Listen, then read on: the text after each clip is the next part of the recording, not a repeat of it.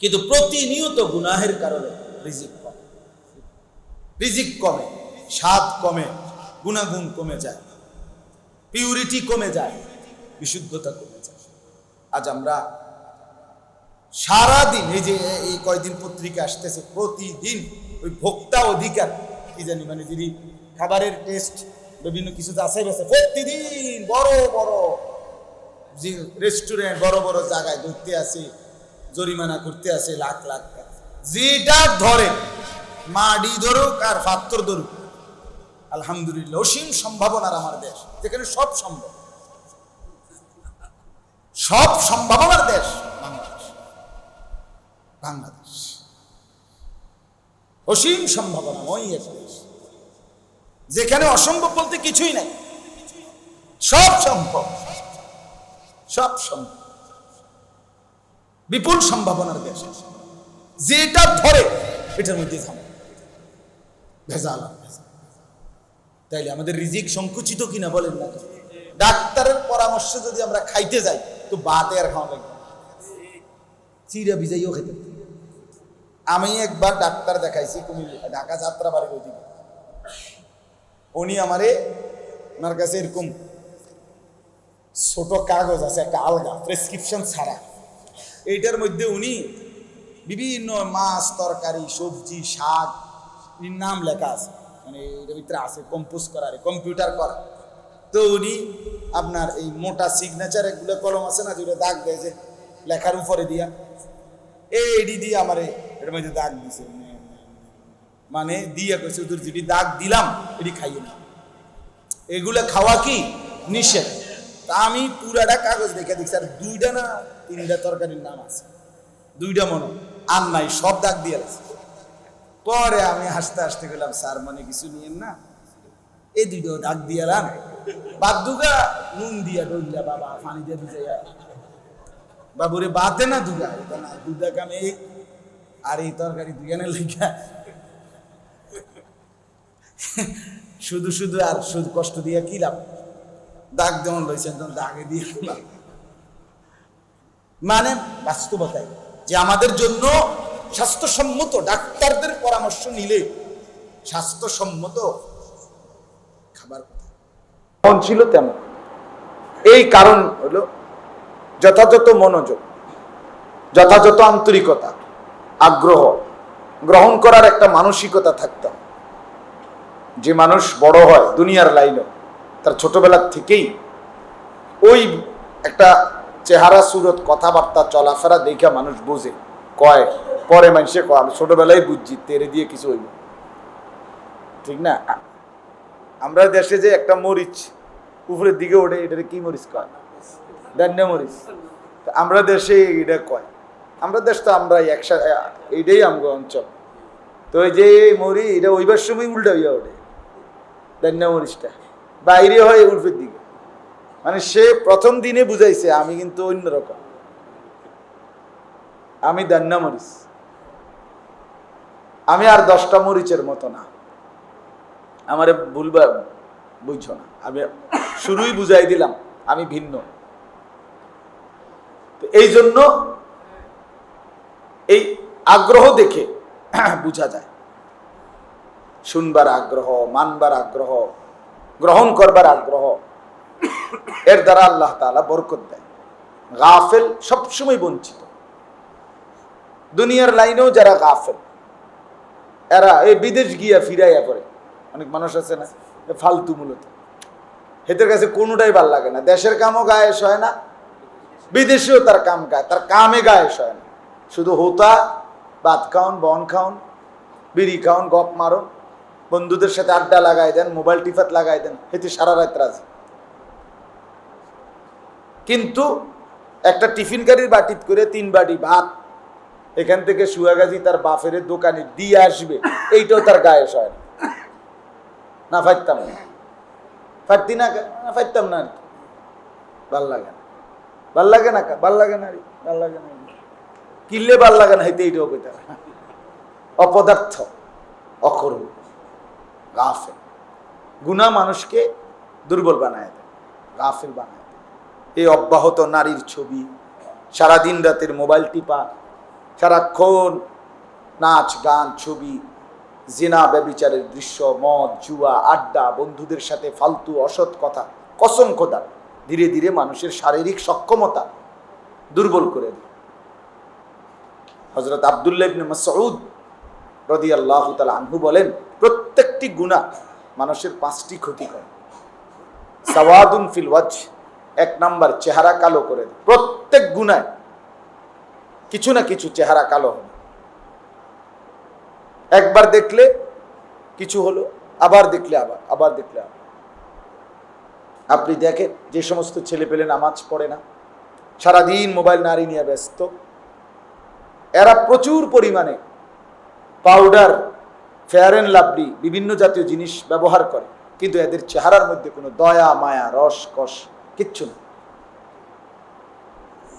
আপনি দেখেন, ইনসাফের সাথে দেখেন, কিন্তু যারা নামাজ পড়ে তাদের চেহারার উজ্জ্বলতা অটোমেটিক বোঝা যায়। গুনাহ তাদের চেহারা কালো করে দিচ্ছে। ফেয়ার অ্যান্ড লাভলির বালতি সুবাইয়াও কাম হয় না।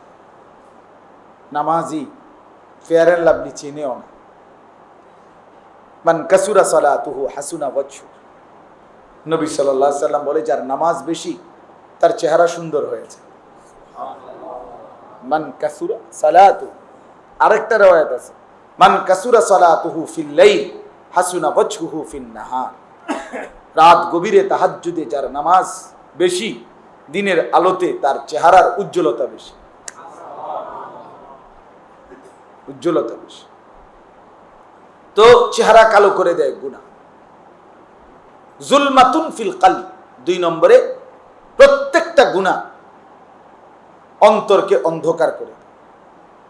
জুলমাতুন, অন্তরে একটা দাগ পড়ে যায়। নুকতাতুন সাউদা, নবীজি বলছেন সাল্লাল্লাহু আলাইহি ওয়াসাল্লাম, প্রত্যেক গুনার কারণে অন্তরের মধ্যে একটা কালো কি পড়ে, তো ধীরে ধীরে অন্ধকার হয়ে যায়, অন্তরটা মরে যায়। 3 নাম্বার হলো ওয়াহানুন ফিল বাদান, শরীর দুর্বল হয়ে যায়।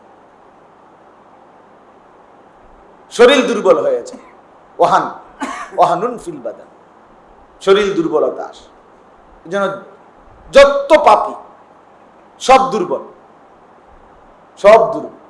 এই জন্য ইমানদার মুসলমানের সাথে এই 1450 বছরের ইতিহাসে পৃথিবীর কোথাও সর্বশেষ পর্যন্ত কোন কাফের বেঈমান ইমানদারের সাথে যুদ্ধে, সম্মুখ লড়াইয়ে, জেহাদে, যুদ্ধে শেষ পর্যন্ত জিতে নেয়, টিকে নেয়। এটা সত্য, পরীক্ষিত। আজকে 8 মাসের উপরে, অক্টোবর, নভেম্বর, ডিসেম্বর, জানুয়ারি, ফেব্রুয়ারি, মার্চ, এপ্রিল, মে, 8 মাস সামান্য কয়টা অস্ত্র নিয়ে মাটির নিচে ফিলিস্তিনের হামাসের মুজাহিদরা, এত বড় সুপার পাওয়ার ইসরায়েল, পারমাণবিক শক্তির অধিকারী। ইসরায়েলের জনগণ যতজন, যুদ্ধও ততজন।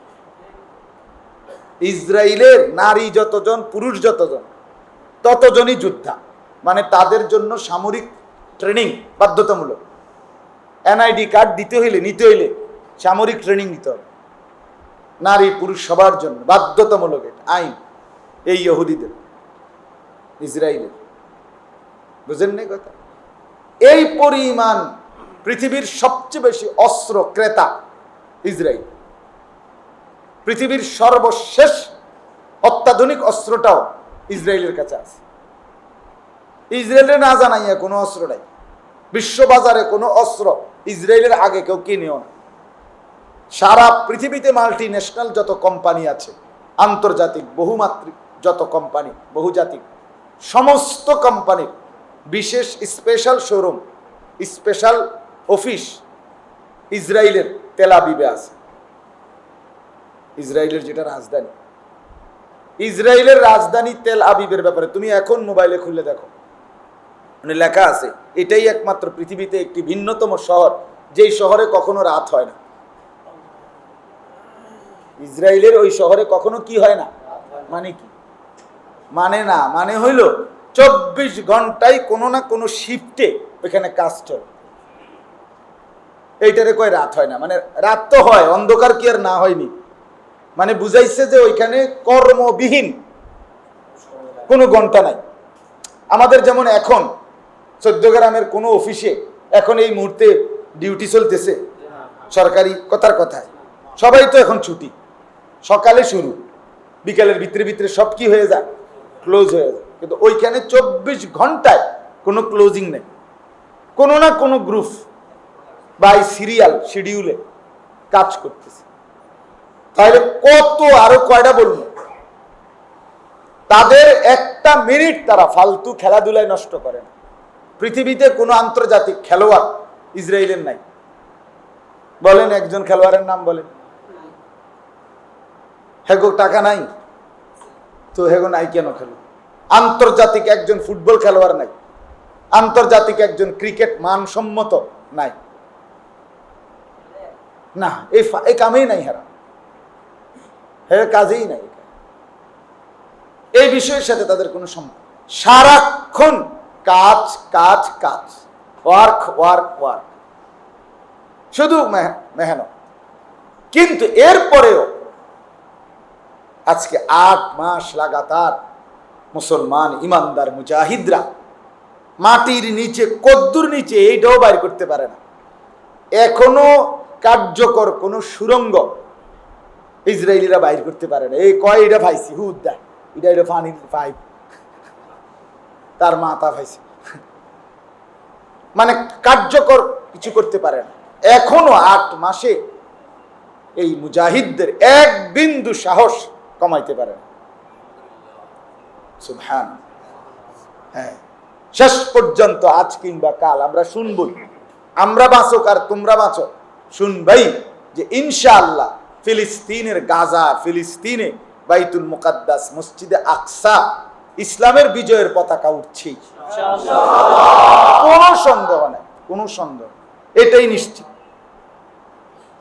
এটাই। ওয়া আনতুমুল আ'লাউনা ইন কুনতুম মুমিনিন। আল্লাহ বলছে ঈমান বুঝায় দাও, বিজয় বুঝে নাও। তোমাদের ঈমান বুঝায় দাও, আমার থেকে কি বুঝে নাও, ওয়া আনতুমুল আ'লাউন, তোমরাই বিজয়ী। আল ইসলামু ইয়ালু, নবী সাল্লাল্লাহু আলাইহি ওয়াসাল্লামের স্পষ্ট হাদিস, ওয়ালা ইউলা আলাইহি, ইসলামই বিজয়ী থাকবে। ইয়ালু মানে উলু, উঁচে থাকবে। ওয়ালা ইউলা আলাইহি, চিরন্তন ভাবে, চূড়ান্ত ভাবে ইসলাম কখনোই হারবে না।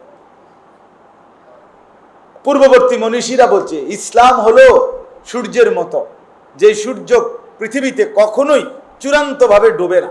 পৃথিবীতে সূর্য চূড়ান্ত ভাবে ডোবে না, এটা জানেননি? মানে কি? মানে এখানে এখন সূর্য ডুবছে, কিন্তু পৃথিবীর কোথাও না কোথাও সূর্য জ্বল আছে। পৃথিবীর সব জায়গায় কি এখন রাতের 10টা? বুঝেন নাই? সূর্য চূড়ান্ত ভাবে কি হয় না, ডোবে না। তো এখানে না ডুবছে, আরেকখানে উঠে রয়েছে। এই ইসলাম সূর্যের মতো, যেটা কখনোই ইসরাফিলের ফু পর্যন্ত চূড়ান্ত ভাবে একসাথে সারা পৃথিবীতে ডুবে গেছে এমন হবে না। কোথাও হয়তো মুসলমান একটু বেশি মার খেয়েছে, কিন্তু আরেক জায়গায় ইসলাম দাঁড়ায় গেছে। ফিলিস্তিনে নির্যাতিত মুসলমান, আফগানিস্তানে বিজয়ের মুসলমান, ইমানদার, আল্লাহ দেখায় রাখছেন এটা।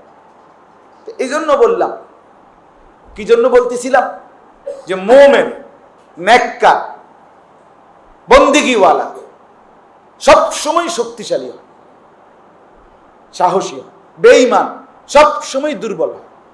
যার মনে করেন যার মধ্যে পাপ আছে, কুফর আছে, শিরিক আছে, নাফরমানি আছে, সে দুর্বল, সে পারবে না ইমানদারদের সাথে, ইমানদারদের সাথে। এটা একবারে সত্য কথা। এ স্বাভাবিকভাবেও কোন অস্ত্র মস্ত্র লাড়িমাড়ি ছাড়াও এ হুজুরের লগে অন্যরা পারত না, পারবেই না মিয়া। এই জন্য হুজুর শুধু আগ করলেই সবাই ঘেরাও দিয়ে ধরে দেন না। হারা বুঝে যে হুজুর লইরে উঠলে অসুবিধা। হ্যাঁ, এই জন্য হুজুর থামাবেন লেগা কখনো জঙ্গি, কখনো উগ্রবাদী, কখনো মৌলবাদী, কখনো এই হয়েছে, কাশছে, আসছে, সর্দি হয়েছে, কাশি হয়েছে, কত কথা বলে, উদ্দেশ্য একটাই, হুজুর যাতে মাথা আলগি না দেয়, আলেম যাতে মাথা আলগি না দেয়, বুঝছেন? এই জন্য এটা দোস্ত তোমাদেরকেও বলি, এই আলহামদুলিল্লাহ যে কয়জন ছেলে বসছ তোমগরও বলি ভাই, প্রত্যেকটা গুনাহ চেহারা দেখলেই বোঝা যায় দোস্ত, চেহারা দেখলেই বোঝা যায়। নারী দেখো কতক্ষণ, হ্যাঁ বোঝা যায়। মোবাইলের অশ্লীল ছবি দেখো কতক্ষণ, হ্যাঁ বোঝা যায় ভাইয়া। যে চেহারা নামাজ নাই, এটা যে হাইওয়ান জানোয়ারের চেহারা, এটা বুঝাই যায়। যে কপালে সেজদা নাই, এটা যে মানুষ না, এটা বুঝাই যায়, কোনো সন্দেহ নেই, কোনো সন্দেহ নেই। বেনামাজি ভিন্নই হয়, বেনামাজি মানুষ হয় না। যার কপালে সেজদা নাই তাকে মানুষ বলে না। হ্যাঁ এটাই কথা।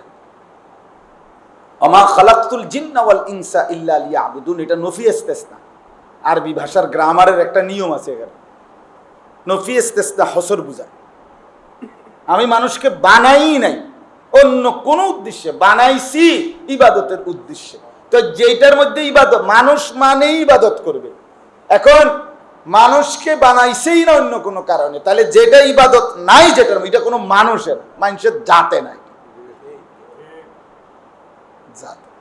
যেই হরণে মাউতে কথাও আইয়ে না, খটর খটর করছি বহুত কোন মনে করেন, এটার আওয়াজে আইয়ে না।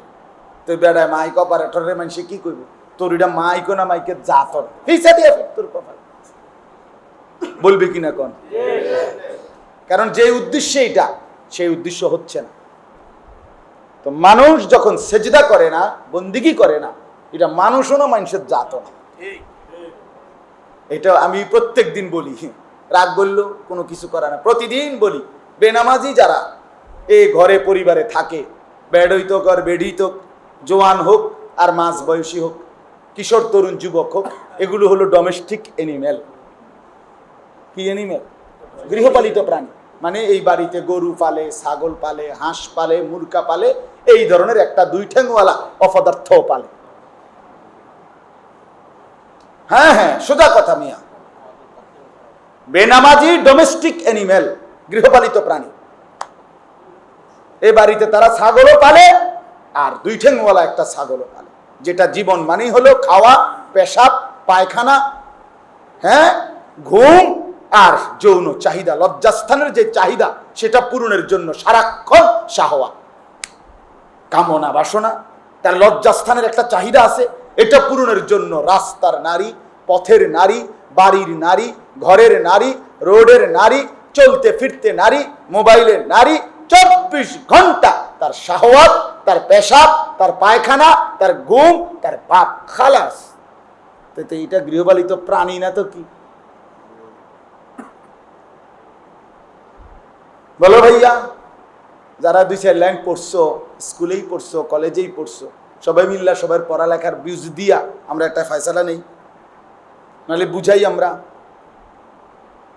শিক্ষা কাকে বলে। ইংরেজিতেও আছে এটা, শিক্ষা কাকে বলে, এডুকেশন কাকে বলে, কাকে বলে, কি ডেভেলপমেন্ট করলে এডুকেশন হয়, শিক্ষা হয়। বডি, মাইন্ড অ্যান্ড সোল, 3 জিনিস উৎকর্ষ হলে তার শিক্ষা বলে। শরীর, মাইন্ড মানে দিমাগ, সোল মানে দিল, দেহ, মন, আত্মা, বুদ্ধি, বিবেচনা, বিবেক, এটা যার ডেভেলপ, উৎকর্ষ হয়, সুন্দর হয়, এটাকে সে শিক্ষা বলে।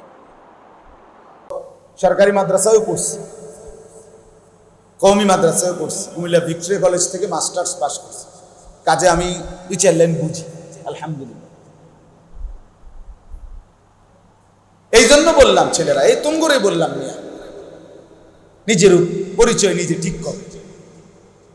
এক তো মূর্খ, হেও কিছু জানে না, আর তুমি না বলে 2-4 অক্ষর পড়ছ, তুমি কি বুঝলা মানুষের পরিচয় কি? নিজের হাতে নিজের চেহারার সুরত, নিজের আইডি, ভোটার আইডি কার্ড ছাড়াই, জন্ম নিবন্ধন সনদ না দেখা ছাড়াই নিজের পরিচয় নিজের চুল দিয়েই তুলে ধরলা যে ভাইয়া আপনি আমাকে দেখলেই বুঝে নিয়েন বেঈমান আমার পছন্দ, আমি মূলত ইহুদির অনুসারী, আমি মূলত খ্রিস্টানের অনুসারী, আমি মূলত কোনো কাফের মুশরিকের অনুসারী। আমারে মানুষে কেমনে কেমনে ঢুকাই দিছে মুসলমানদের এলাকাত, কিন্তু বাকি আমি হলাম পছন্দ, আমার ফেভারিট, আমার পছন্দ চুলে চেহারায় আমরা কাফের মুশরিক ইহুদি খ্রিস্টান বেঈমান। তারে ভোটার আইডি কার্ড সামনের কি দরকার? কথা বলেন না কেন? এনআইডি কার্ড, আরে এনআইডি দিয়ে কি করবো আব্দুল্লাহ ভাই কও? কিত্তো চাইবো এটা তোমার? এটা তো বুঝাই যায়, তোমার ডগ দেখলেই তো বুঝা যায় তুমি কোন ওয়াদের মানুষ। তোমারে আর এনে কিতা চাইতো? হ্যাঁ বলো ভাইয়া।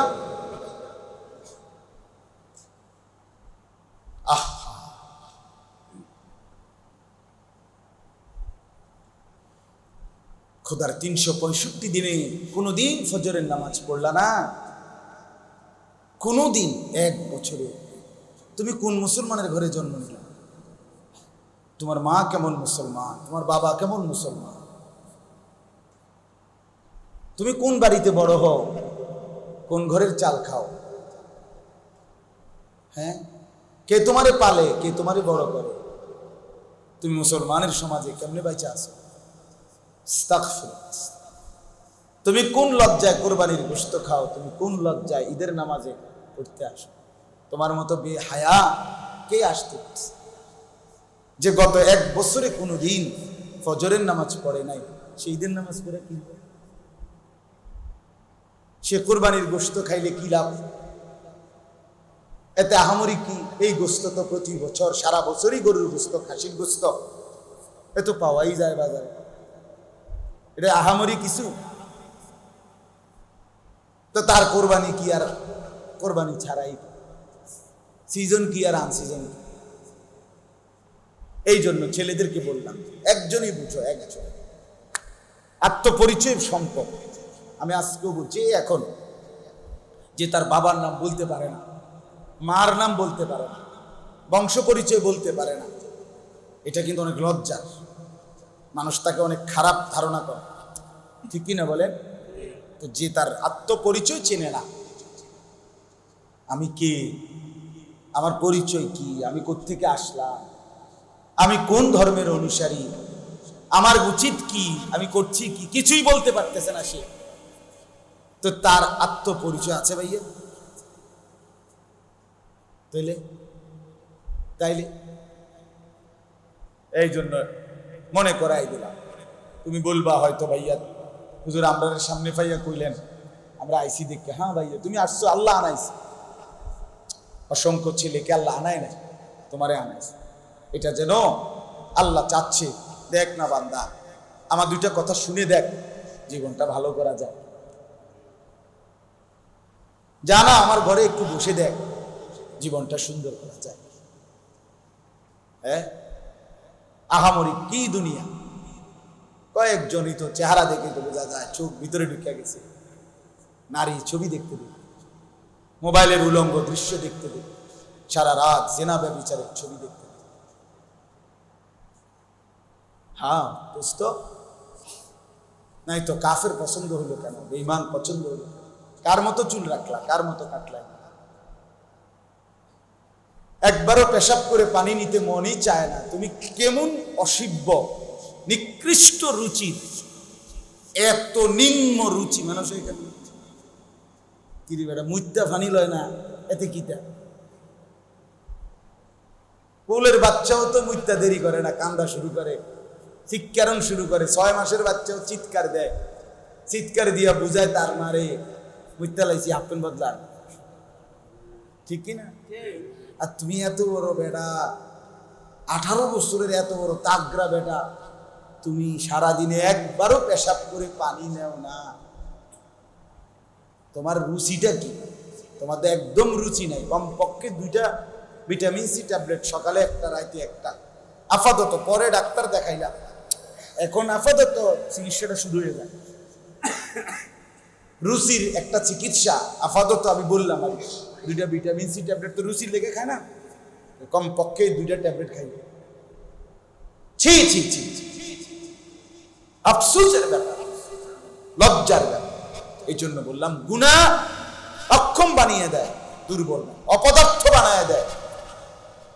রাসূলুল্লাহ সাল্লাল্লাহু আলাইহি ওয়াসাল্লাম বলছে যে ফজরের নামাজ পড়ে না সে খবিস, এবং নবী বলছে কাসলানান, সে অলস।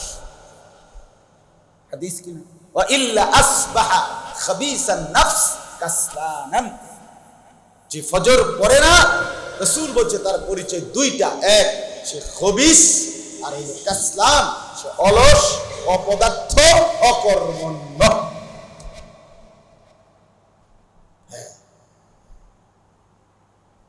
যাকা রাজুলুন বালা শাইতানু ফি উযুনাইহি, নবী সাল্লাল্লাহু আলাইহি ওয়াসাল্লাম বলেন যে ফজরের নামাজ পড়ে না শয়তান তার দুই কানে মুত্তা দিছে। কোন আপনি কোন না কোন অর্থ ঠিক আছে?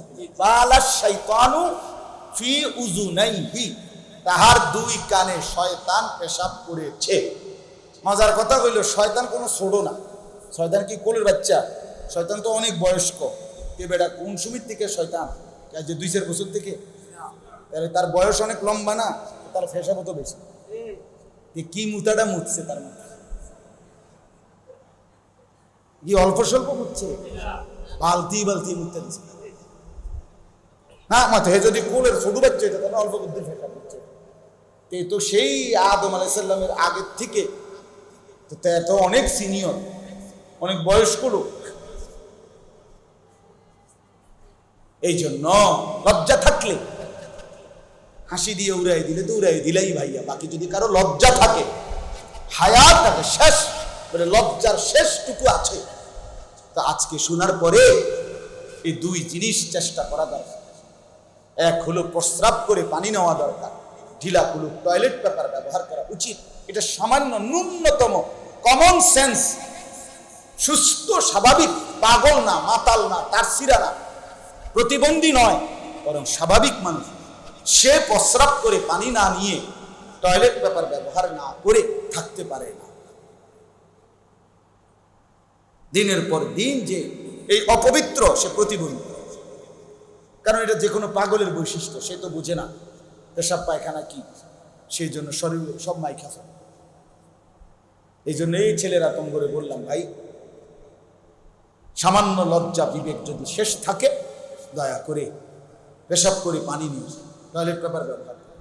পকেটে অনেক কিছু রাখা যায়, একটা পকেটে অনেক কিছু রাখা যায়। এই যে বহুত কিছু আমার পকেটে, টাকা আছে, মাহফিলের অনেক কাগজ আছে, হ্যাঁ, টয়লেট পেপার আছে, এই যে ছোট্ট বিভিন্ন লেখা টেখার জন্য আছে, কলম আছে, একজনের মাদ্রাসার জন্য টাকা দিছে আছে, এই যে টয়লেট পেপার আছে কিনা বলে? খালাস, তো স্বাভাবিক বিষয়। এত কিছু থাকতে পারলে টয়লেট পেপার একটু থাকতে পারবে না কেন?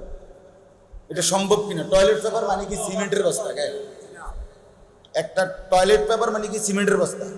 এটা সবসময় মাথা তো আটন লাগবে। কি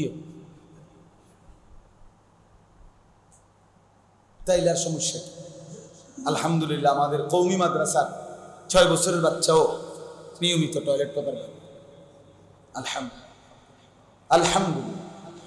অন্যদেরটা অন্যরা জবাব দেবে, আপনি বলবেন যে অন্য হানি নিন না, হ্যাঁ যারটা আছে হেঁটে কইব, আমারটা আমি কইছি। কি আল্লাহ আমাদেরকে বুঝ দান করে। তো বলতেছিলাম, চেহারা কালো হয়, অন্তর অন্ধকার হয়, শরীর কি হয়? কিসের কারণে? 4 নাম্বার, দাইকুন ফির রিজক, রিজিক কমে যায়। রিজিক কমেই কমে, আমরা বুঝি না আর কি, কিন্তু প্রতিনিয়ত গুনাহের কারণে রিজিক কমে। রিজিক কমে, স্বাদ কমে, গুণাগুণ কমে যায়, পিউরিটি কমে যায়, বিশুদ্ধতা কমে যায়। আজ আমরা সারাদিন, এই যে এই কয়দিন পত্রিকা আসতেছে, প্রতিদিন ওই ভোক্তা অধিকার কি জানি মানে যিনি খাবারের টেস্ট বিভিন্ন কিছু যাচাই বাছাই, প্রতিদিন বড় বড় যে রেস্টুরেন্ট, বড় বড় জায়গায় ধরতে আসে, জরিমানা করতে আসে লাখ লাখ টাকা। যেটা ধরে, মাডি ধরুক আর পাত্র ধরুক, আলহামদুলিল্লাহ অসীম সম্ভাবনার আমার দেশ, যেখানে সব সম্ভব, সব সম্ভাবনার দেশ বাংলাদেশ। বাংলাদেশ অসীম সম্ভাবনাময় এক দেশ, যেখানে অসম্ভব বলতে কিছুই নাই, সব সম্ভব, সব সম্ভব, বিপুল সম্ভাবনার দেশ। যেটা ধরে এটার মধ্যে ঝামেলা, ভেজাল। তাইলে আমাদের রিজিক সংকুচিত কিনা বলেন না? ডাক্তারের পরামর্শ যদি আমরা খাইতে যাই তো বাতে আর খাওয়া লাগবে, চিরা ভিজাইও খেতে। আমি একবার ডাক্তার দেখাইছি কুমিল্লা, ঢাকা যাত্রাবাড়ির ওদিকে। উনি আমারে, ওনার কাছে এরকম ছোট কাগজ আছে একটা আলগা, প্রেসক্রিপশন ছাড়া, এইটার মধ্যে উনি বিভিন্ন মাছ, তরকারি, সবজি, শাক নাম লেখা আছে, মানে এটার ভিতরে আছে কম্পোজ করা, কম্পিউটার করা। তো উনি আপনার এই মোটা সিগনেচার এগুলো কলম আছে না, যেগুলো দাগ দেয় যে লেখার উপরে দিয়া, এইডি দিয়ে আমারে এটার মধ্যে দাগ দিছে, মানে দিয়া কইছে তোর যেটি দাগ দিলাম এটি খাইয়ে না, এগুলো খাওয়া কি নিষেধ। তা আমি পুরাটা কাগজ দেখে দেখছি আর 2টা না 3টা তরকারির নাম আছে, 2টা মনে আর নাই, সব দাগ দিয়ে আছে। পরে আমি হাসতে হাসতে গেলাম, স্যার মানে কিছু নিয়েন না, এই 2টা দাগ দিয়ে এলাম, বাদ দুগা নুন দিয়া ডইলা বাবা পানি দিয়ে দিতে বাবুরে বাতে না দুগা, এটা না 2টা কামে আর এই তরকারি 2জনের লেখা, শুধু শুধু আর শুধু কষ্ট দিয়ে কি লাভ? দাগ যেমন লইছেন তখন দাগে দিয়ে মানে বাস্তবতায় যে আমাদের জন্য স্বাস্থ্যসম্মত, ডাক্তারদের পরামর্শ নিলে স্বাস্থ্যসম্মত খাবার কথা বলে, ফরমালিন বিহীন মুক্ত কই কই আমরা? হ্যাঁ, আমার তো মনে হয় অসংখ্য ভদ্রলোকের, অসংখ্য মানুষের হাসিটাও যদি পরীক্ষা করে ফরমালিন আছে, হ্যাঁ ফরমালিন আসে, ধোকার হাসি, কৃত্রিম হাসি, লৌকিকতা পূর্ণ হাসি। তার চাকরি, আপনি রিসিপশনে বসা থাকবা, তুমি যেই আসবা হাস দিয়ে রে, চাকরি দিছি ডাস, চাকরিটাই একবারে ভিতরে যদি কলজাটা জলেও তো নাচ দেন, এটা চাকরির অংশ, তো নাচ দিলে চাকরি করি, এটা তো সিসি ক্যামেরায় ওঠে না, তো সিসি ক্যামেরায় তো থাকে, মনিটর হচ্ছে। এই জন্য বললাম বাপ বাইকুন ফির রিজক, গুনাহ রিজিক সংকুচিত করে, রিজিক সংকুচিত, বহুমুখী রিজিকের পেরেশানিতে পড়তে। সর্বশেষ হলো বুগদাতুন ফি কুলুবিল খালক, গুনাহ মানুষের কাছে ঘৃণিত বানায়। কোন সুদখোর, ঘুষখোর, মদখোর, নেশাখোর, গাঁজাখোর, ফুট্টাখোর, বাবাখোর, ডাইলখোর, এমনকি ওজনে যে কম দেয় যা বাজারে, মানুষকে ঠকায়, প্রতারণা করে, 2 নম্বরই করে, কসম খোদা তার পৃথিবীতে কোন পাগলও সম্মান করে না, কেউ না, কেউ তারে কেউ সম্মান করে, তারে সবাই ঘৃণার দৃষ্টি। কেউ হয়তো সামনাসামনি বলে অথবা বলে না, ভিতরে লুকায় রাখে ঘৃণা, কিন্তু ঘৃণাই করে, ঘৃণাই। এজন্য বন্ধু, এটাই বাস্তব, বেপর্দা নারীকে কেউ সম্মান করে, সবাই উপভোগের নজরে দেখে, বুড়া মিয়াও জোয়ান মেয়ে সবাই রাক্ষসের মতো তাকায়, উপভোগের দৃষ্টিতেই দেখে, শ্রদ্ধার দৃষ্টিতে দেখে না বেপর্দা নারী। এই জন্য আমরা শুরুতেই এই কথাটা বললাম। আমি আর অল্প একটু কোরআনুল কারীম থেকে বলবো। আজকে প্রথম কথা, আলহামদুলিল্লাহ, যে কিছু ছেলে পেলে বসছেন, নওজোয়ান ভাই, তোমাদেরকে বললাম নিজের উপরে রহম করো ভাইয়া, দয়া করো নিজের উপরে। কারো কথাও যদি না ভাবো, ঠিক আছে, বাদ দাও, কমপক্ষে সিঙ্গেল নিজের ভালোটুকু ভাবা দরকার, যে আমি এটা আসলে কি করছি। এই মোবাইল, এই নারী, এই ছবি, এই নাচ গান, এই বন্ধুদের আড্ডা, এই সারাদিন আল্লাহর সাথে নাফরমানি, 5 ওয়াক্ত নামাজ না পড়া, সারাদিন হই হুল্লুর আড্ডাবাজি, এটার শেষ গন্তব্য কোথায়? এটা আমাকে কোথায় নিয়ে পৌঁছাবে? এতটুকু ভাবি ভাই, একজনই ভাবে, একটা ছেলেই ভাই, অনুরোধ রইল, ভালো ভালো জিন্দিগি ইউটার্ন করো, বদলে ফেলো, রাস্তা বদলাও, ইউটার্ন করো, ইউটার্ন। আমি খুলনা একবার বয়ানে বলছিলাম, আলহামদুলিল্লাহ এক লোক মাহফিলের অবস্থায় বলছে, হুজুর করলাম, ইউটার্ন করলাম। 1 বছর পরে আমি আবার পাশে আর এক জায়গায় মাহফিলে গেছি। ওই ভদ্রলোক খুব বেশি বয়স্ক না, উনি আমার জড়ায় ধরছে, এসে একবারে দাড়ি টাড়িওয়ালা চেহারা, টুপি পাঞ্জি। হুজুর আমার চিনছেন? আমি বললাম না, চিনছি না ভাই। আমি সেই লোক গত বছর যে আপনার মাহফিলে বলছিলাম যে ইউটার্ন করি। আমি ইউটার্নই করছি হুজুর, আমি আমার পেছনের জিন্দেগি ছেড়ে দিছি, আমি এই নতুন ইমান আমলের সাথে চলার চেষ্টা করছি। কি পরিমাণ দোয়া মনে হয়েছে লোকটার লাগে, ঠিকই না বলে? এই জন্য যুবক ভাই ইউটার্ন করে, সুখ মিলবে না, দুনিয়া সংকীর্ণ হয়ে যাচ্ছে, দিন দিন পেরেশানি বাড়তেছে মানুষ। আমরা চারিদিকে তাকাই, এলাকা, শহর, বন্দর, মানুষ একটু সুখের আশায় যাচ্ছিল, কিন্তু সামান্য কিশোর তরুণ 12, 14, 15 বছরের সন্ত্রাসী ছেলে, তাদের মানে আক্রমণে, তাদের চাপাতি, রামদা, চাইনিজ কুড়ালের দৌড়ানি দেখলে মানুষ আতঙ্ক কাঁপতেছে। কিশোর জ্ঞান, আহা, একটি জাতির অধপতন কোথায় পৌঁছে গেছে। 12 বছরের ছেলে যদি সন্ত্রাসী হয়, 12 বছরের ছেলে যদি, 14 বছরের ছেলে যদি ধর্ষক, নারী নির্যাতনকারী হয়, তো আমার সমাজ বঙ্গোপসাগরে ভাইসা যাইতে আর কয়দিন বাকি? বলেন না? কারো সাথে কারো বন্ধন নাই, বাবা মার সাথে সন্তানের কোনো সম্পর্কই নেই, ওলামায়ে কেরামের সাথে মুসলমানের ছেলে পেলেদের কোনো আন্তরিকতাই নেই, বন্ধুদের নিজেদের ফ্রেন্ড সার্কেল নিয়ে ঘুরতেছে, এই লাফায়, ফাল মারে, চিৎকার দেয়, হ্যাঁ, মোটরসাইকেল ফাইলে এটা চালায়, মোবাইল টিপতে আছে, বিড়ি চাইতে আছে, কোনো একটা মেয়ে যাইতেছে, এটার পিছনে পিছনে 7-8টা কুত্তা দৌড়াইতেছে, কুত্তার মতো পিছনে পিছনে যাচ্ছে। কেউ পারলে মোবাইল ছবি তুলতেছে, কেউ পারলে ভিডিও করতেছে, কেউ পারলে গোপনে ছবি তুলতেছে, মানে কুকুরের মতো, শুকুরের মতো।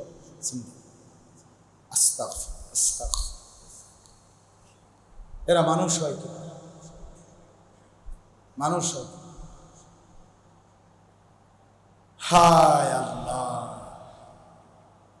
পাগল মাথা। ঢাকা শহরে স্পেশাল ভিআইপি কয়েকটা রাস্তায়, অর্থাৎ এই পরিমাণ মোটর সাইকেল দিয়া রেস, মানে দ্রুত মেয়ে নিয়া ছেলেরা পাগলা ঘোরার মতো মোটর সাইকেল চালায়, অ্যাক্সিডেন্ট এই পরিমাণ, শেষ পর্যন্ত প্রশাসনিকভাবে পুলিশ অতিরিক্ত দিয়া থামাইবার চেষ্টা হতেছে। ও যে কর্ণফুলী টানেল উদ্বোধন হইল, এইটার ভিতরে কয়েকবার ভয়ঙ্কর অ্যাক্সিডেন্ট হয়েছে। শুধু এইটা যে দ্রুত গতির গাড়ি ইচ্ছা করে এমনি চালায়, নিজের, মানে দেখেন না ছেলেরা মাঝে মধ্যে দেখেন রাস্তায়, মানে মোটর সাইকেল চালায় যে কুত্তার মতো, মানে ফা করে ছাড়ে। আহা, তুই বাবা, তুই মরে যাবি। তুই করলিটা কি? তুই একটা ট্রাকের তলে, কাভার্ড ভ্যানের তলে, লরির মধ্যে যদি ঢুকে যাস, তুই তো মরবি বেটা। পৃথিবীতে সূর্য উঠবেই, চাঁদ উঠবেই, পৃথিবীর বাকি মানুষের ব্যস্ততা থেকেই যাবে, তুমি পঙ্গু হয়ে গেলা, তুমি অচল হয়ে গেলা। কে দেখে তোমার এই মাতলামি, তোমার মোটর সাইকেলের এই দৌড়ানি, এটা দেখানোর লাগে বাকি 18 কোটি মানুষ বইয়া রয়েছে, মানুষের আর কাম নাই। হ্যাঁ বলে, তোমার এই লাইভ, তোমার এই ইউটিউব, ফেসবুক, এটা দেখানোর লাগে মানুষের আর কাম নাই। এটা বুঝি কথা হইল। আল্লাহ আমাদেরকে বুঝ দান করেন, আল্লাহ আমাদের সন্তানদেরকে ফিরাইয়া দেন। হযরত আব্দুল্লাহ ইবনে মাসউদ বলেন, তার বিপরীতে প্রত্যেকটা নেক কাজ 5টা উপকার, 5টা উপকার করে। 1 নাম্বার কি? 1 নাম্বার দিয়াউন ফিল ওয়াজহ, চেহারা আলোকিত করে। নূরুন ফিল কলব, অন্তর নুরানি করে। কুওয়াতুন ফিল বাদান, শরীরে শক্তি সঞ্চয়। সাআতুন ফির রিজক, রিজিক হালাল বাড়িয়ে দেয়। মাহাব্বাতুন ফি কুলুবিল খালক, মানুষের অন্তরে ভালোবাসা। যত দিন যায় তার প্রতি মানুষের ভালোবাসা আসে। ছেলেটা ভালো, চাচাটা ভালো, লোকটা ভালো মানুষ, সম্মান করে, ইজ্জত। ফিরে আসে বন্ধু, ফিরতেই হবে নিজের ভালোর জন্য, নিজের কল্যাণ। যে শুনলা, না শুনলেও সমস্যা নাই। দায়ী হতাশ হয় না। দায়ী আল্লাহর পথে যে ডাকে সে তার বলা বন্ধও করে, এটা নিয়ম। আমরা বলতেই থাকি। আমাদের আগে নবীরা, আমাদের আগে পূর্বসূরি মনীষীরা, তারা আমাদের চাইতে শত গুণ, হাজার গুণ বেশি বলছেন। ওনারা যেহেতু হতাশ হন নাই, আমি হব কেন? 950 বছর বলার পরেও নূহ নবী তিনি যদি বলতে পারেন, তা আমি বলবো না কেন? আমি বুঝি 10 বার কইয়া বুঝি কবু আর হইতো না। কি লেগে 11 বারের সময় যার কপালে হেদায়েত আছে। নবী সাল্লাল্লাহু আলাইহি ওয়াসাল্লামের কাছে এমনও সাহাবী ছিল যারা সেই মক্কা থেকেই শুনতেছে কালেমার দাওয়া, একের প্রথম দিন, কিন্তু 21 বছর পরে গিয়া কালেমা পড়ছে। আবু সুফিয়ান রাদিয়াল্লাহু তাআলা আনহু 21 বছর পরে কালেমা পড়ছে, কিন্তু কালেমার আহ্বান শুনছে প্রথম দিন। কিন্তু উনি সব যুদ্ধে রাসূলুল্লাহ সাল্লাল্লাহু আলাইহি সাল্লামের বিরুদ্ধে তিনিই সেনাপতি ছিলেন। বদরের যুদ্ধে আবু জেহেল মারা গেছে, এরপর থেকে নবী সাল্লাল্লাহু আলাইহি সাল্লামের বিরুদ্ধে যতগুলো বড় বড় যুদ্ধ হয়েছে সবগুলোর সেনাপতি ছিল আবু সুফিয়ান। কিন্তু পরবর্তীতে মক্কা বিজয়ের সময় 8ম হিজরিতে উনি কালেমা পড়ে মুসলমান হয়েছে। 21 বছর পরে, 21 মক্কার 13 বছর, মদিনার 8 বছর, এই কথা হইল 21 বছর পরে কালেমা পড়ে রাসূলুল্লাহ সাল্লাল্লাহু আলাইহি সাল্লাম মক্কা বিজয়ের পরে একটা যুদ্ধ করছিলেন, হুনাইনের যুদ্ধ। সেই যুদ্ধে 12,000 মুসলমান থাকার পরেও সাহাবী মুসলমানরা 4,000 কাফেরদের হাতে প্রথম আক্রান্ত হয়েছিল ভীষণভাবে। এইভাবে তীব্র আক্রমণ করছে কাফেররা যে মুসলমান 12,000 সব ময়দান ছুটে গেছে, নবীজিকে ছেড়ে দিছে, মানে ছিটে বিটে গেছে প্রথম ধাক্কার লগে। এই তখন একজন বা দুইজন সাহাবী নবী সাল্লাল্লাহু আলাইহি সাল্লামকে এই চূড়ান্ত আক্রমণের মুহূর্তে নবীজিকে শক্ত করে নবীজির উটের লাগাম ধরে রাখছে, যারা ইনি এই আবু সুফিয়ান রাদিয়াল্লাহু। অথচ বিগত 21টা বছর যিনি কি করে গেছে, বিরোধিতা। আজ তিনি হয়ে গেছে নবী সাল্লাল্লাহু আলাইহি সাল্লামের চূড়ান্ত কঠিন বিপদের মুহূর্তে পাহারাদার। আল্লাহ আমাদের সন্তানদেরকে, ভাইদেরকে এভাবেই বুঝদান করেন। চলেন অল্প একটু কথা বলি, তাইলেই শেষ কথা। 17 নম্বর পারা, 22 নম্বর সূরা, সূরায়ে হজ। এই সূরার 3টা আয়াত আমি পড়ছি। মূলত এখন হজ্জের মৌসুম, কোরবানির সময়, হজ্জের সময়। এই জন্য প্রতিদিন কিছু না কিছু সময় অল্প একটু হইলেও হজ্জের কথা, কোরবানির কথা বলে থাকি, যেহেতু এখন হজ্জের প্রকৃত সময়। আল্লাহর ঘর কাবাকে কেন্দ্র করে আল্লাহর বান্দারা হজ আদায় করে। হজ মুসলমানদের একটি ফরজ ইবাদত, যাকাত ফরজ ইবাদত, কোরবানি ওয়াজিব ইবাদত। এই জন্য একটা গুরুত্বপূর্ণ কথা মনে রাখতে হবে, এই যে কয়জন আমরা বুঝলাম, যাকাত, হজ এবং কোরবানি, এই 3 ইবাদতে খামখেয়ালি গাফলতি করতে নাই, যেহেতু এটা ফরজ ওয়াজিব। এই কারণে ভাল লাগুক আর না লাগুক, কষ্ট হোক আর যাই হোক, শরীয়ত কর্তৃক নির্ধারিত সম্পদ যার কাছেই আছে, শত কষ্ট করে হলেও এই 3টি ইবাদত তাকে পালন করতেই হবে। এবছর আমার ঝামেলা, সামনের বছর কাম ধরমু, মাইয়ার বিয়া, ফোলার বিদেশ, বাইক বিল্ডিং এর কাম ধরছি ইত্যাদি কোনো অজুহাতে কসম যাকাত, কোরবানি, হজ বাদ দেওয়া যায়। এগুলো ফরজ ইবাদত। অতএব শরীয়তের একটা নির্দিষ্ট মাপকাঠি আছে, এই পরিমাণ সম্পদ যার কাছে আছে তার উপরে যাকাত ফরজ হয়। এই পরিমাণ সম্পদ কোরবানির ঈদের দিন যার কাছে আছে তার উপরে কোরবানি ওয়াজিব হয়। এই পরিমাণ সম্পদ শাওয়াল মাসে যার কাছে আছে, শাওয়াল জিলকদ মাসে তার উপরে হজ ফরজ হয়। এটার একটা নির্দিষ্ট পরিমাপ আছে।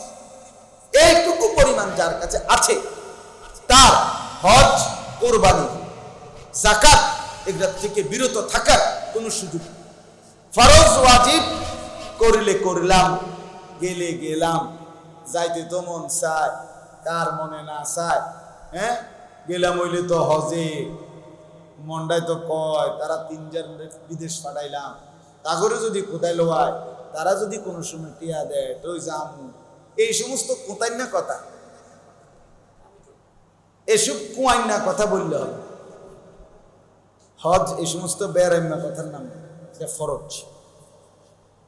যে মুসলমানের উপরে হজ ফরজ তাকে হজ করতেই হবে।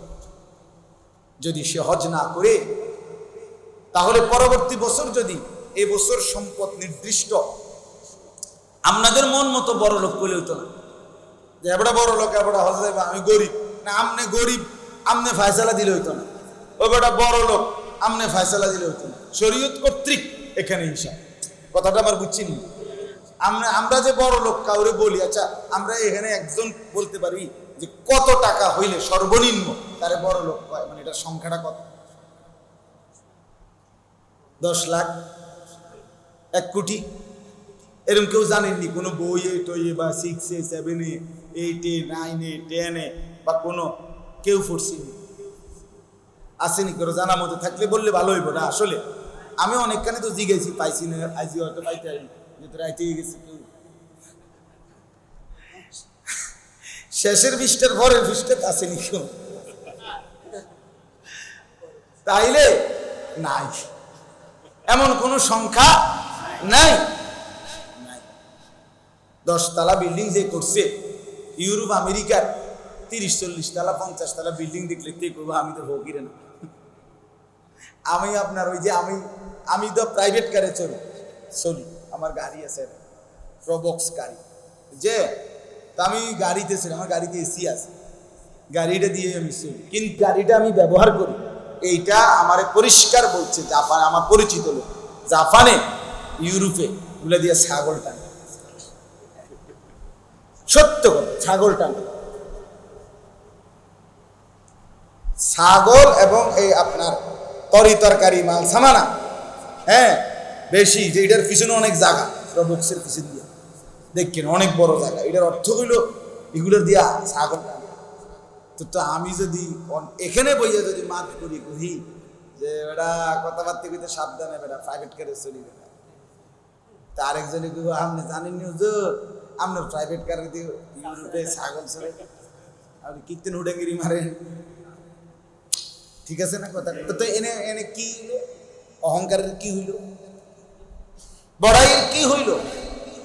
এই জন্য নিজস্ব খেয়াল খুশিতে ধনী গরিব বললে হবে না, শরীয়ত কর্তৃক, শরীয়ত কর্তৃক ইসলাম সম্মতভাবে আপনারা আপনাদের নিজ নিজ আলেম ওলামার কাছ থেকে জেনে নিবেন।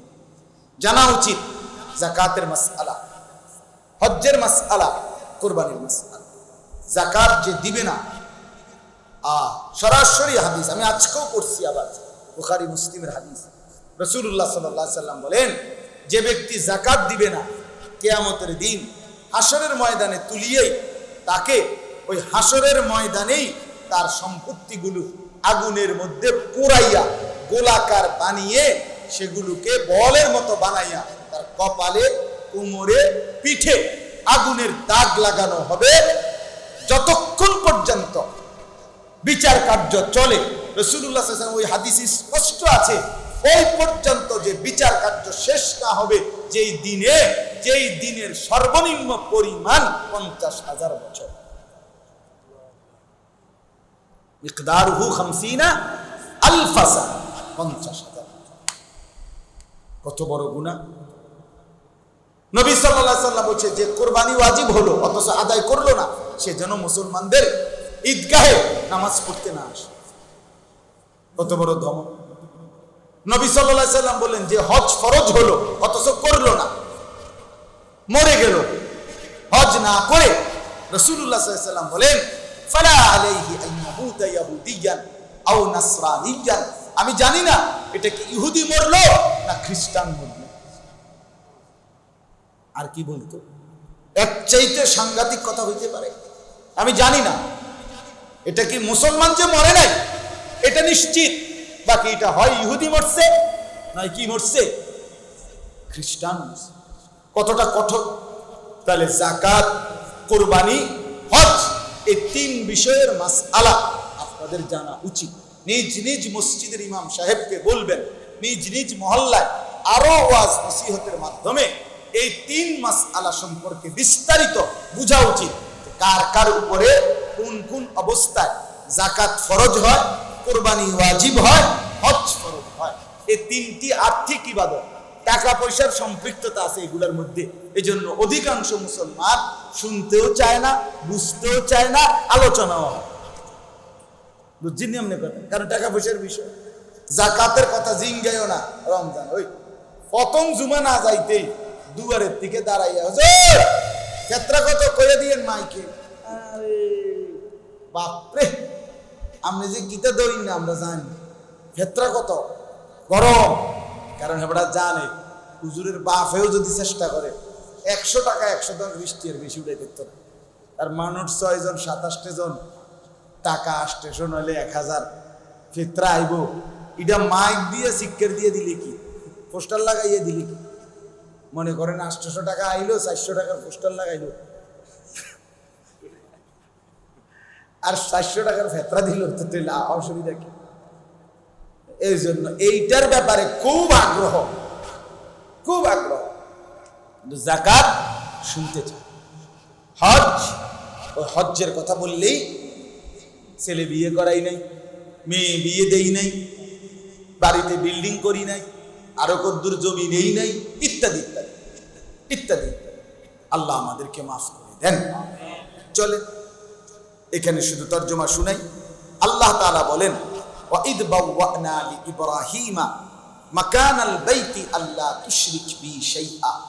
আল্লাহ বলেন, আমি ইব্রাহিমের জন্য আমার ঘর কাবা পুনরায় নির্মাণের জন্য নির্ধারিত জায়গা ঠিক করে দিলাম, বলে দিলাম।